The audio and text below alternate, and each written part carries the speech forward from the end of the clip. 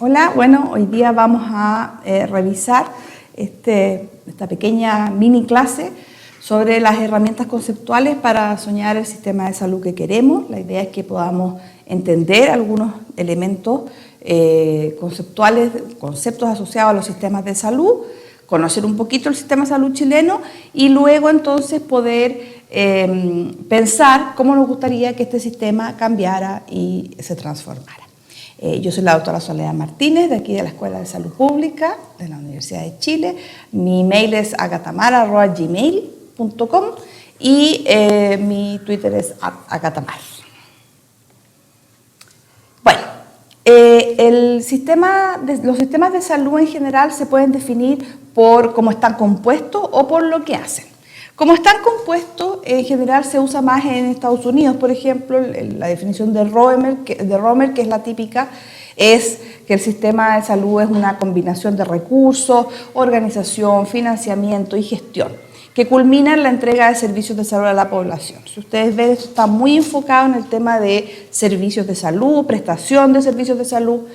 Sin embargo, la OMS ya en el año 2000 dice, bueno, la verdad es que esto es más que las prestaciones de servicios de salud, ¿no es cierto? Y dice que define el sistema de salud como todas las actividades cuyo objetivo principal es promover, restaurar y mantener la salud. Entonces aquí no solo se enfoca en el tema curativo, sino que también en promover y restaurar, y todas las actividades que estén en ese sentido forman parte del sistema de salud.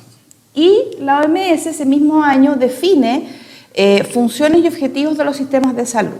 Esto después se ha modificado un poco, yo les voy a mostrar, pero la base sigue siendo la misma. Está la función de rectoría, que es la función de guía del sistema, la función de fiscalización, regulación, orientaciones, todo lo que tiene que ver con reglamentación, que en general en nuestro sistema lo hace el Ministerio de Salud, lo hace la Superintendencia de Salud también, el Instituto de Salud Pública, que dan en el fondo, los rectores son los que dan la guía, ¿no? Luego está la función de generación de recursos. Esa función aquí en este modelo está junto a lo que es el recurso humano, los médicos y médicas, las enfermeras y enfermeros, etcétera. Y también los recursos físicos, los insumos, por ejemplo, desde los guantes para la cirugía, los guantes estériles, hasta un ecotomógrafo o un equipo de tomografía.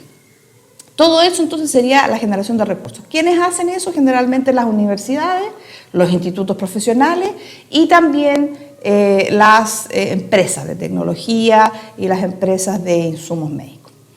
Después está la función de prestación de servicios, que es la típica, está ahí en el medio porque es una de las que más conocí como la principal, ¿no?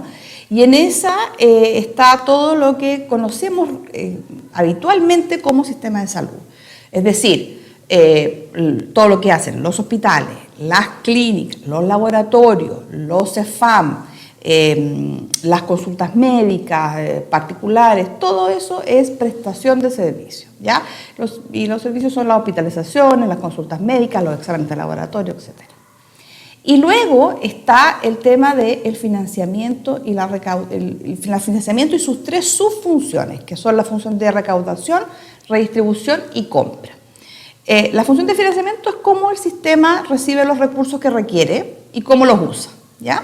Y las tres subfunciones tienen que ver también con eso. Tiene que ver la recaudación, cómo los recibe, desde dónde los recibe, quién es el organismo que recibe esos recursos financieros, esa plata. Luego está la subfunción de redistribución, que en inglés se llama pooling, y que es muy interesante conocerlo porque es como una piscina. Pool es piscina, entonces es como poner todos los recursos en una piscina, donde se juntan, ¿ya? Y después está el proceso de compra, ¿ya? Y este proceso de compra es cómo uno le va pagando a los prestadores.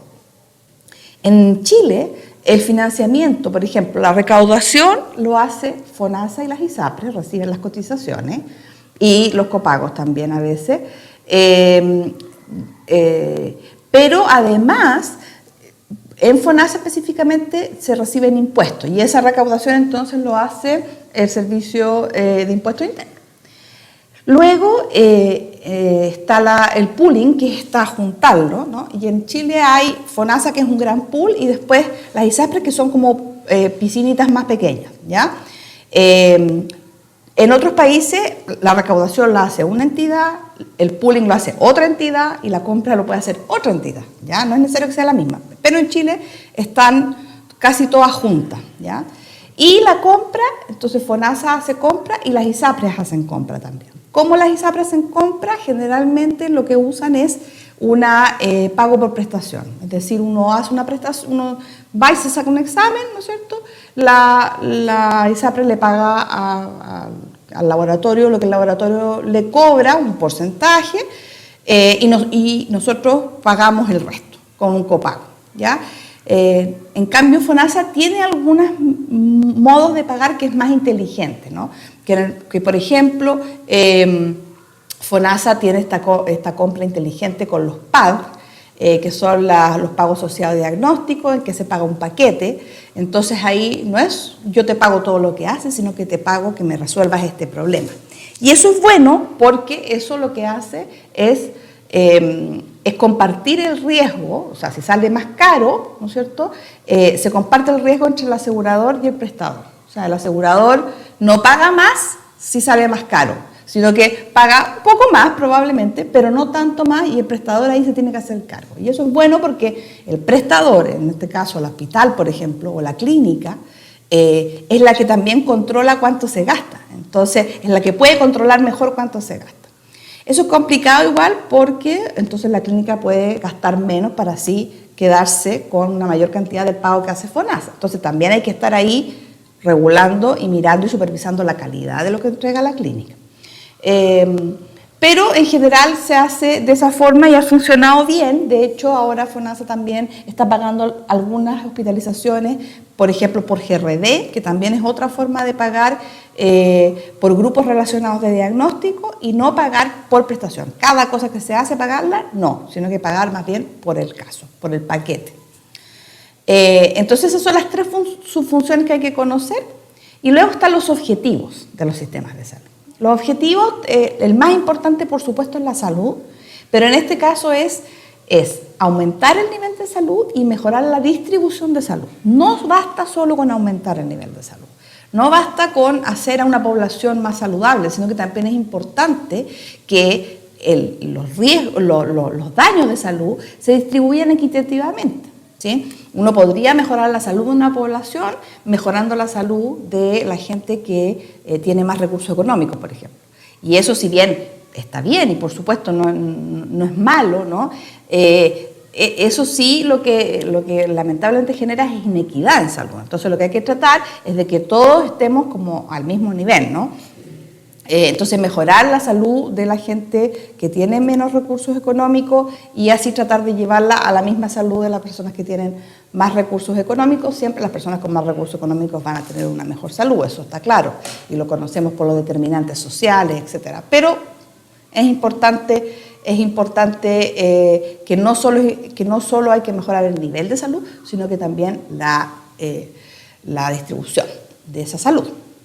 Luego hay dos objetivos que son secundarios a este principal, que son la capacidad de respuesta a las expectativas no médicas, y ahí está todo el tema del trato usuario, la satisfacción, encuestas de satisfacción, etcétera. O sea, cómo los pacientes y los ciudadanos están contentos con el sistema que tienen, ¿ya? Y eso también antes no era tan importante, pero ahora sí es muy importante. Y luego está el tema de la equidad en las contribuciones. La equidad en las contribuciones se refiere a que el que tiene más aporte más, pero el que necesita más reciba más, ¿sí? Entonces, lo que pasa hoy día es que, por ejemplo, en el sistema de salud chileno y en otros sistemas también, pasa que el que tiene más, ¿no es cierto?, no necesariamente aporta más al sistema total, pero además el que requiere más tiene que, por ejemplo, quedarse en la quiebra, vender la casa, tiene que hacer un bingo, una completada. ¿Por qué? Porque en el fondo no tiene el dinero para pagar pongamos, por ejemplo, un medicamento que no está cubierto por FONASA o por la ISAPRE, ¿sí? Generalmente por FONASA es la gente que paga más. ¿Por qué decimos que paga más? Decimos que paga más primero porque paga más respecto de su ingreso. O sea, lo que tiene que pagar por un medicamento representa más, una proporción más grande del ingreso para una persona de menor nivel socioeconómico que una de mayor nivel socioeconómico. Entonces paga más en ese sentido, ¿sí? En general, el gasto de bolsillo, es decir, el gasto que uno paga, ¿no es cierto?, de su bolsillo, es decir, cuando va a comprar medicamentos y no están cubiertos, cuando tiene un copago, todo ese gasto se llama que es regresivo. ¿Qué significa eso? Significa que como es fijo, es el mismo para todos y no está ajustado por el ingreso, le pega más, le duele más, ¿no es cierto?, le impacta más al que gana menos, obviamente, porque significa un porcentaje mayor de su sueldo, por ejemplo. ¿Ya? Entonces, la equidad de las contribuciones financieras también es un objetivo, es decir, que la gente no caiga en la quiebra, por ejemplo, por tener una enfermedad. Este es el modelo nuevo de la OMS de 2010. Aquí es muy parecido, a pesar de que se ve tan parecido, pero es muy parecido al anterior, al del 2000. Sin embargo, se agregan, yo diría, dos cosas. Una es que la información es parte de las funciones que antes no estaban determinadas, y eso pasa porque del 2000 todo el tema de la informática médica no había explotado como explota ahora, y todo el manejo de la información ya es parte de un sistema de salud. Y lo otro es que separa a los recursos humanos, a las personas, a los trabajadores de la salud, con los productos médicos y las tecnologías, porque por supuesto no tienen la misma forma de mirarlos, ¿no? Obviamente. Así que, pero el resto es lo mismo: prestación, financiamiento, esto de gobernanza, liderazgo, de leadership governance, eso es rectoría, así que es lo mismo. Y respecto de los objetivos, también es lo mismo, los tres que habíamos visto. Agregan uno que yo no estoy de acuerdo con agregarlo, porque la eficiencia me parece a mí que no es un objetivo, pero da lo mismo. Los tres que dijimos, esos son los más importantes. Y luego se incluyen como unos conceptos que son intermedios, como unos resultados intermedios, que son el acceso, la cobertura, la calidad y la seguridad. Y eso sí es importante, no está en el otro esquema, y es importante porque nosotros en general medimos justamente si la gente tiene más o menos acceso, si tal vacuna tiene más o menos cobertura en la población. Entonces esas cosas son importantes que las vayamos mirando, porque si aumenta el acceso, si aumenta la cobertura, si aumenta la calidad y si aumenta la seguridad, bueno, vamos a lograr más los objetivos, obviamente. Y lo otro que es importante entender es el tema de la taxonomía de los sistemas de salud, es decir, tipos de sistemas de salud. Y hay dos que son básicos, que son como los puros, los sistemas puros, los tipos puros, que después van cambiando y se van transformando en lo que vamos a ver después, ¿ya? Pero parten los sistemas de salud, cuando uno los conceptualiza, siendo sistemas de salud Bismarck o Beveridge, ¿ya? Y luego, por supuesto, todo entre medio. En el Bismarck, el derecho a beneficio lo da la contribución, es decir, cuando yo cotizo, tengo derecho a beneficio. La base de financiamiento son los salarios, ¿ya? Y el aseguramiento es ocupacional, es decir, según mi trabajo. El paquete de beneficios es explícito, es decir, hay un plan de salud y yo sé perfectamente qué es lo que me entra en el plan y qué no. La administración en general es independiente, o sea, diferentes entidades, y los prestadores son contratados de forma privada, ¿sí? Entonces, eso es más o menos el sistema puro, así como parte. Bismarck viene de Alemania, del canciller Otto von Bismarck, que genera esto hace mucho tiempo, y entonces este era el sistema con que empieza Alemania, el sistema puro. Esto ha ido modificándose, Alemania ya no está aquí en este sistema, ha cambiado mucho, pero tiene algunas cosas, por ejemplo, el tema de la contribución, el tema de los salarios, eso sí sigue siendo igual, ¿ya? En el caso de Beveridge, esto es se nombra así por el informe de Beveridge, que fue un informe también del siglo pasado, en que en Inglaterra se habla sobre los problemas de salud que tiene el Reino Unido, y entonces se genera este modelo, ¿no es cierto?, en que el derecho a beneficios por ser ciudadano, no por las contribuciones que uno hace. La base de financiamiento son los ingresos públicos, es decir, los impuestos, básicamente. El aseguramiento, que no existe como tal, porque no hay aseguramiento, no es un seguro, pero el que hace toda esta función de recaudación, de redistribución y de compra es el Estado. El paquete de beneficios implícito, que significa que está todo cubierto, ¿sí? Pero todo lo que alcanza a cubrirse, obviamente, no está todo cubierto, pero todo cubierto en la medida de lo posible, obviamente. Eso significa implícito, ¿ya? Y la administración la hace el gobierno, y los prestadores son salarios y contratados públicamente. Es decir, pueden ser privados, pero están contratados por el sistema público. Entonces ahí, como les digo, esto ha ido cambiando, el sistema de salud, el sistema de salud del Reino Unido ha ido privatizándose un poco más, etcétera, pero estos son como los modelos puros. Y es como la taxonomía o la tipología más moderna, ¿no? Que tenemos, bueno, los seguros privados a la derecha, ¿no es cierto? Ahí está Estados Unidos con seguros que son básicamente privados. Uno paga así como un seguro de auto, ¿ya?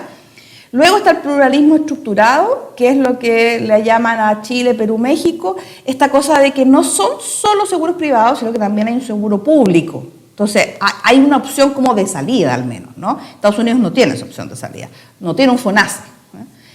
Después están los seguros sociales, que en algunos lugares le llaman multiseguro. Ojo que lo que se habla de multiseguro en Chile no es exactamente esto, pero ahí está Alemania y Holanda, y lo que hay es en el fondo un fondo común, y a los seguros se les va pagando según el riesgo de la persona. Es decir, si la persona es barata, ¿sí? Si es un hombre que no va a tener guagua y que probablemente es joven y no va a tener enfermedades, entonces pone una cantidad de plata que tiene que ver con su ingreso, y luego el fondo común se lo da, por ejemplo, a un seguro privado sin fines de lucro generalmente, aunque en Holanda pueden tener fines de lucro, pero generalmente sin fines de lucro, pero según el riesgo que tiene esa persona, no según lo que esa persona pagó a este fondo, ¿ya? Entonces probablemente un hombre joven paga una cantidad de dinero, qué sé yo, 100, y entonces el Seguro Social le paga a este seguro independiente, le paga 50 o 20, ¿sí? Y al revés, una persona muy enferma, con, qué sé yo, mayor de 70 años, puede pagar, por ejemplo, 50 porque no le da para pagar 100, pero el seguro, este fondo común le paga al Seguro Social, le puede pagar 150 o 200, depende de cuánto vaya a gastar esa persona. Entonces lo que se hace ahí es que, y de aquí para adelante, o sea, tanto los seguros sociales como el Sistema de Seguro Nacional, como el Sistema Nacional de Salud, lo que hacen es que son realmente sistemas de seguridad social. ¿Por qué? Porque los enfermos están subsidiados, son ayudados por los sanos, ¿sí? Las mujeres son ayudadas por los hombres, porque las mujeres gastan más por el tema del parto, etc. Los viejos por los jóvenes. Ya, esos son los seguros sociales. Después está el Sistema de Seguro Nacional, en que no hay un mercado de seguro, con fines de lucro, sin fines de lucro, no hay mercado seguro, sino que hay un solo seguro, que es el seguro único, que también se le ha llamado. Y ahí está Corea, Taiwán, Canadá, Australia, o sea, países que ya hace mucho tiempo tienen este seguro único, ¿ya? Y entonces aquí sí hay un plan, se le puede comprar a privados y a públicos, aunque también uno podría decir no, solo público, solo privado, ahí ya hay como diferentes variaciones, ¿ya? Y después está el Sistema Nacional de Salud, en que ya no hay un seguro propiamente tal, sino que más bien está todo pagado por el Estado, y entonces en general no hay prestadores privados, aunque como les digo, eso ha ido variando un poco, y ya, por ejemplo, el sistema inglés tiene algunos contratos privados. Y eso es, bueno, Reino Unido y los países nórdicos, ¿ya? Y ahí ustedes pueden ver como la caracterización para arriba y para abajo. Ustedes ya entienden lo que es recolección o recaudación, lo que es la contribución, o sea, si está asociada al ingreso o asociada al riesgo, si el pooling, que es esta cosa de hacer como una piscina, la compra, si es un pagador único, son pagadores múltiples, etc. ¿Ya? Y en general, como les digo, el sistema nacional, la gran diferencia con el Seguro Nacional es que los prestadores son públicos en el sistema nacional y en el Seguro Nacional son mixtos. El sistema de salud chileno, solo recordarles que hace 70 años nomás, o 65 años, este era nuestro país, ¿sí? Cuando nace el Servicio Nacional de Salud en el 1952, que es como nuestro primer sistema de salud más organizado, los niños andaban así como ustedes ven ahí, a pie pelado, ¿ya? Y esa era nuestra situación como país, ¿ya? Y hemos ido avanzando muchísimo desde ese momento, ¿ya? Y entonces tuvimos este Servicio Nacional de Salud, que en el fondo lo que hacía era atendía a los obreros y a su familia y a la gente con menos recursos. La gente con más recursos siempre estuvo separada, siempre fue aparte. Y de hecho se creó el CERMEN, algunos de ustedes recordarán, justamente para estas personas con más recursos de salud. Así que nosotros nunca hemos tenido un seguro como el de Reino Unido, jamás. Siempre hemos tenido dos seguros separados o dos sistemas separados, ¿sí? Bueno, ustedes pueden ver que Chile tiene una estructura segmentada y fragmentada. ¿Qué significa eso? Segmentado significa que estamos en diferentes grupos poblacionales, ¿sí? Y fragmentado significa que es horizontal, es decir, por ejemplo, que las ISAPRE tienen alguna conexión con el sistema, con los hospitales públicos, pero también con las clínicas privadas, pero también lo mismo FONASA también algunas conexiones con las clínicas privadas, otras con los públicos, es decir, no tenemos una buena conexión entre niveles, ¿sí? Y la administración o la rectoría, ¿no? ¿Sí? O la gobernanza la hace el Ministerio de Salud. También parte de la rectoría, en el caso de la fiscalización, la hace la Superintendencia de Salud y la Superintendencia de Seguridad Social. En el caso de financiamiento tenemos las cotizaciones voluntarias, las obligatorias, los impuestos generales y los empleadores. Ahí también, ojo que nosotros tenemos un sistema de salud ocupacional que es separado del salud común, que es algo bien especial de Chile que no pasa en casi ningún otro lugar del mundo, ¿ya? Y entonces lo que ustedes pueden ver es que FONASA recibe cotizaciones obligatorias y impuestos generales. Casi 2/3 del presupuesto de FONASA es impuestos generales. Las Fuerzas Armadas solo reciben impuestos generales. Hoy día parece que un poquito de cotización, pero muy poquito. Las ISAPRE solo cotización obligatoria más una cotización voluntaria. ¿Por qué hago así voluntaria? Porque en el fondo es el precio del plan. O sea, ¿cuánto más tengo que pagar? En promedio, la gente paga 10% de su ingreso para acceder a un plan. O sea, el 7% no le alcanza, ¿ya? Y están los seguros complementarios, Seguro Euroamérica, Clínica Alemana, qué sé yo, todos los seguros de las clínicas, etc. Y después está el tema de la prestación o provisión. Y ahí están las clínicas privadas, el sistema público con la APS, con la atención primaria, los hospitales institucionales de las Fuerzas Armadas y los hospitales de las mutuales. Y ahí está como bien explicado las conexiones y todo. Entonces hemos ido nosotros transitando de un Servicio Nacional de Salud que no era como el inglés porque no atendía a todo el mundo, pero era bien parecido, a una condición en que ya estamos entre un seguro social y un seguro privado. No es un seguro social propiamente tal, porque eso es lo que vimos anteriormente. Lo que se requiere para hacer un seguro social es que, y esto es lo importante que les voy a decir, es que, ¿qué se requiere para hacer un seguro social? Se requiere que no haya discriminación por riesgo ni por ingreso. Y eso no pasa en nuestro país, porque en nuestro país se discrimina por riesgo y por ingreso. ¿Qué quiere decir eso? Las ISAPRES cobran más cuando uno está más enfermo o cuando uno es mujer. Y eso es discriminar por riesgo, ¿ya? FONASA no discrimina por riesgo, pero las ISAPRES sí. Y por ingreso significa que cuando uno tiene más dinero, tiene un mejor plan, ¿ya? Y los seguros sociales tampoco permiten eso. Entonces nosotros estamos ahí entre medio, ¿ya? En que el grado de control, el gobierno tiene alto grado de control porque tiene FONASA y tiene los hospitales públicos, pero el mercado también tiene su grado de control.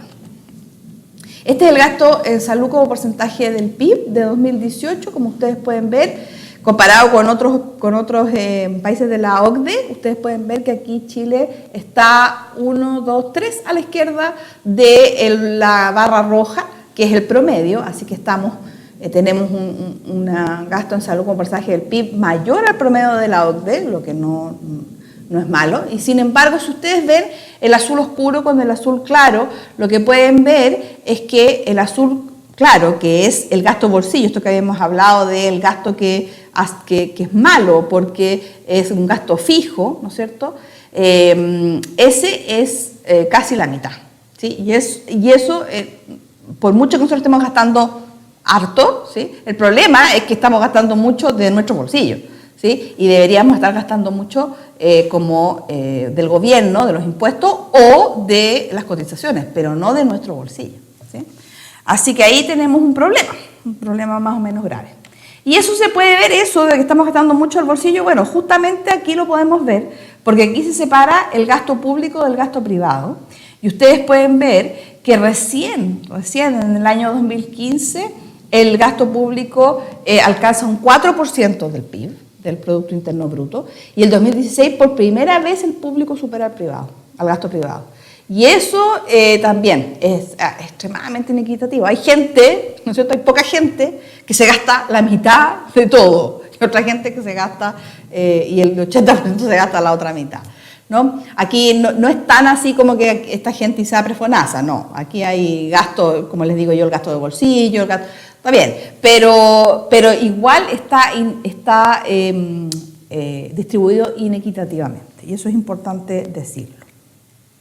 Entonces, la idea clave es que el sistema de salud hoy día discrimina por riesgo y por ingreso. ¿Qué significa por riesgo? Significa que la ISAPRE tiene más hombres, más sanos, más jóvenes, y FONASA, por supuesto, tiene al resto, a la gente que gasta más, ¿ya? Y eso significa, entonces, que la gente que gasta más está en un sistema que está más desfinanciado, que tiene menos dinero, etc. Pero por otro lado, por ingreso, ¿ya? Y entonces el 20% menor de gasto per cápita es en FONASA que en ISAPRE. Es decir, la gente de FONASA se gasta 20% menos que la gente de ISAPRE. Promedio, por persona, ¿ya? Y eso es muy malo, porque no solamente quiere decir que gastamos menos, sino que además que los más enfermos que están en FONASA gastan menos, ¿ya? Entonces hay un problema también por ingreso, ¿ya? ¿Cuáles son las opciones de reforma? En general hoy día en Chile son 4. Está el tema de este plan universal que propone el gobierno, o este tema multiseguro. Ahí es difícil saber lo que va a hacer realmente, porque no hay una propuesta específica. Pero sí sabemos que el plan universal elimina discriminación por riesgo, es decir, lo que hace es que tiene una prima única, una prima comunitaria, y eso quiere decir que a ti ya no te van a cobrar más si tú eres más riesgoso, si eres mujer, si eres, etcétera. Que es lo que está haciendo hoy día el gobierno. Pero no soluciona el problema de la discriminación por ingreso. Y una cosa muy importante es que no elimina el lucro. Y eso también es complicado, el lucro en el aseguramiento. Y eso también es complicado, ¿ya?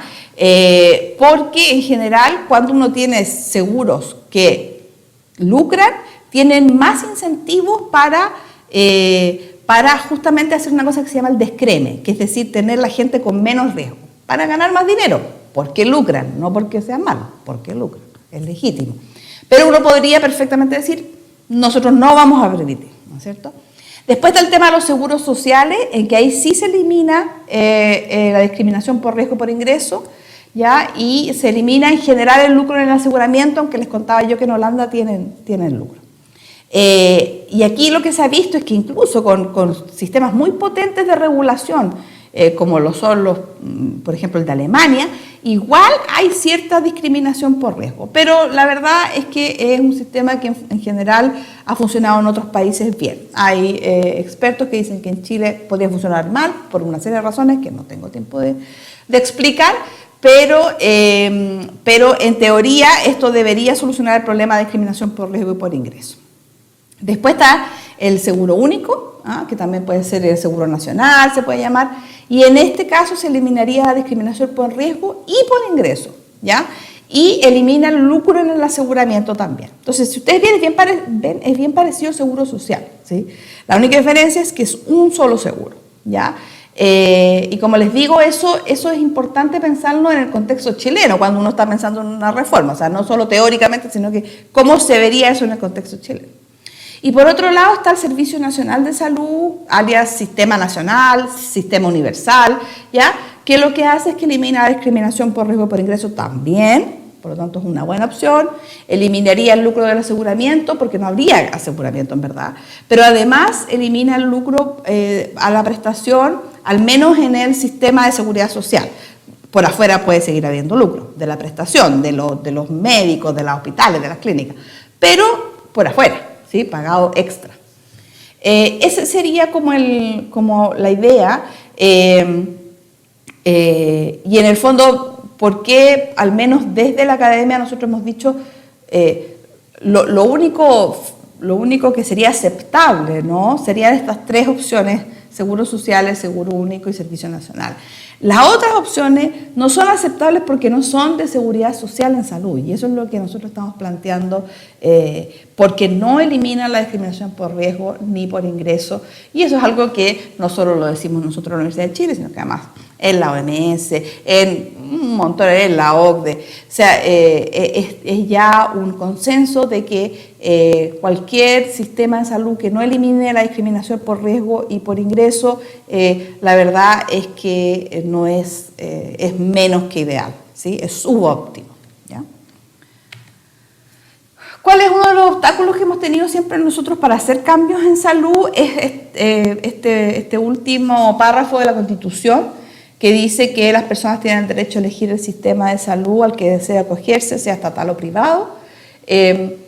Sería complicado, por ejemplo, para un sistema universal, porque ahí lo que dice es, bueno, en realidad todos tendríamos que estar en el estatal y alguno podría pagar extra por el privado. En el seguro único es menos claro que sea un obstáculo, ¿ya? Sin embargo, siempre está, cuando uno quiere hacer cambios, siempre está esta amenaza, ¿no? El Tribunal Constitucional, que uno dice, bueno, puede salir para cualquier lado, ¿no? Entonces es complicado. Pero podría ser, el seguro único podría ser constitucional con la Constitución que tenemos ahora.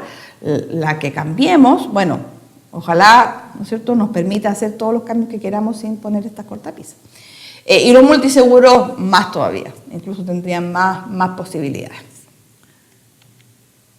Yo he recopilado todas las propuestas, y si me falta alguna ustedes me la mandan, por favor, todas las propuestas de reforma del sistema salud chileno desde el 2010 en adelante.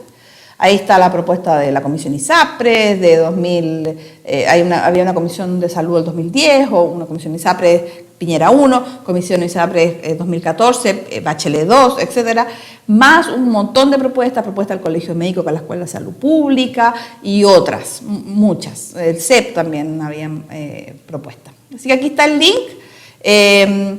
Cualquier cosa pueden ir a verlo ahí. Como les digo, si ustedes conocen de alguna propuesta que yo no haya considerado, me la avisan. Así que ese ha sido la clase. Yo espero que les haya servido como para tener alguna idea respecto de cómo serían las opciones que tenemos para cambiar el sistema de salud. En este caso estábamos hablando básicamente del financiamiento del sistema de salud. Hay muchas otras reformas que se pueden hacer desde la prestación propiamente tal, o sea, cómo se da el servicio, y que incluso no necesitaría ninguna reforma de financiamiento para poder mejorarlo, que yo no he abordado aquí. Yo he abordado solo más bien la parte de financiamiento. Pero que creo que es importante porque es algo que ya está saliendo en la agenda pública y que probablemente sea algo a tomar en cuenta para cuando se haga la nueva Constitución, el derecho a la salud y cómo más o menos queremos que sea nuestro sistema de salud. Muchas gracias.